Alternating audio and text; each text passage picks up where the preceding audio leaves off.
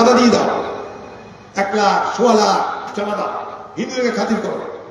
আমি গতবার দাবি করেছিলাম যে পুজো তো হলো, এবার তো ঈদ আসছে, তো ঈদের সময় কমসে কম প্রত্যেকটা ঈদগাতে কটা করে আলো তো দিতে পারেন।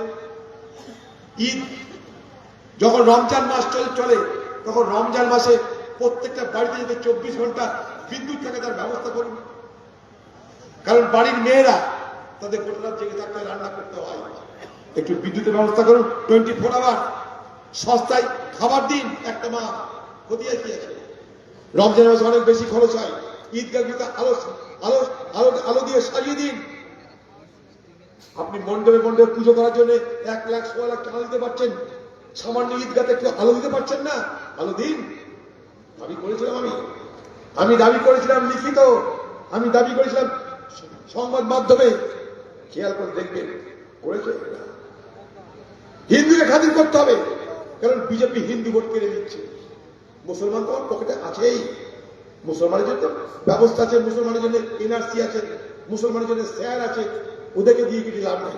যখনই ভোট হবে, ওই না বিজেপি আসছে, তাড়াতাড়ি পালি চলাই, আমার আচলের তলায় চলাই, মুসলমান তোকে বিজেপির থেকে আমি ছাড়া কেউ বাঁচাতে পারবে না, আমি তোর বাঁচিয়া।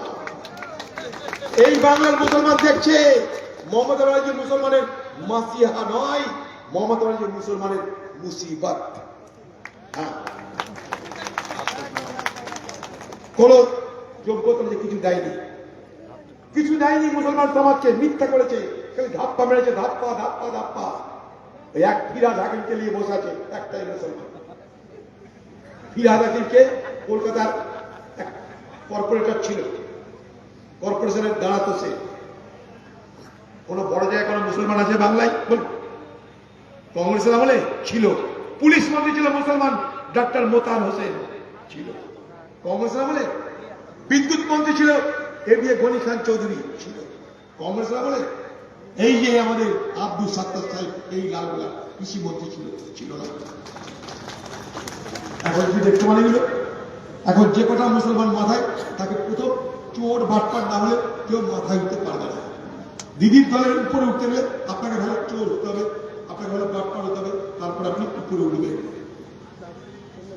যেখানে তৃণমূলের নেতা লিখে রাখুন তাকে চোর হতেই হবে, হারামের পয়সা না করে সে কখনো তৃণমূলের নেতা হতে পারবে না।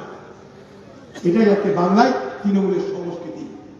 তাই এই বাংলার মানুষ ধর্মের নামে বিজেপি টিএমসি সমাজকে বিভাজিত করতে চাইবে। আমরা আমাদের মতন ঐক্যবদ্ধভাবে থাকবো। যেমন ভাবে এই মাঠ তার চারিপাশে সাক্ষী, কোথাও জৈন, কোথাও মারোয়ারি, কোথাও হিন্দু মন্দির, কোথাও মুসলমান, একসঙ্গে মিলেমিশে যুগ যুগ ধরে আমরা হাসি মুখে কাঁধে কাঁধ মিলিয়ে আমরা চলতে জানি, বলতে জানি, এগোতে জানি। ঠিক আগামী দিনেও শত রকমের ইয়ে থাকলেও, প্রভোকেশন থাকলেও, হাজার রকমের সেখানটায় ষড়যন্ত্র থাকলেও, বিভাজনের হাজার রকমের প্রচেষ্টা থাকলেও, এই সমাজকে আমাদের সকলকে বাকি রাখতে হবে। হিন্দু, মুসলমান, শিখ, খ্রিস্টান সকলে মিলে এই সমাজকে বাকি রাখতে হবে। এটাই আমাদের সব থেকে বড় পরিচয়। তাই এই এলাকার মানুষ, আপনারা শিক্ষিত, আপনারা বিজ্ঞ, আপনারা সচেতন। তাই আগামী দিনে এই বাংলার সুরক্ষার জন্য, এই বাংলার সামাজিক শান্তি শৃঙ্খলা বজায় রাখার জন্য কমসে কম আমাদের কথা ভাবা দরকার। একটা মাঠে ধরুন দুটো গরুর মধ্যে যুদ্ধ লেগেছে, দুটো গরুর মধ্যে মারামারি লেগেছে ফসল খাওয়ার জন্য। মাঠে যখন দুটো গরুর মধ্যে ফসল খাওয়ার জন্য মারামারি লাগে, তখন রাখাল কি করে? ডান্ডা লেগে দুজনকে ছাড়িয়ে দেয়, চল তুই বাঁয়ে চল, তুই ডায়ে চল। মনে রাখবেন, এই বাংলায় একদিকে তৃণমূল, আরেকদিকে বিজেপি, এই দুই ধর্মের নামে দুটো রাজনৈতিক দলের যে সংঘর্ষ, সেই দুই গরুর সংঘর্ষের মাঝখানে তাদেরকে কন্ট্রোল করার জন্য, নিয়ন্ত্রণ করার জন্য কংগ্রেসকে রাখাল হিসাবে ব্যবহার করুন। কংগ্রেসকে দরকার এইখানেই। দেশ রক্ষায় কংগ্রেস, বাংলা রক্ষায় কংগ্রেস, জেলা রক্ষায় কংগ্রেস, আপনার অঞ্চল রক্ষায় কংগ্রেস। আজ না হয় কাল এটা মানুষকে বুঝতেই হবে এবং মানুষের করতেই হবে। সেই আশা রেখে, ভরসা রেখে সকলকে আমার শ্রদ্ধা, ভক্তি, নমস্কার, সালাম জানিয়ে আমার কথা শেষ করছি। জয় হিন্দ, বন্দে মাতরম।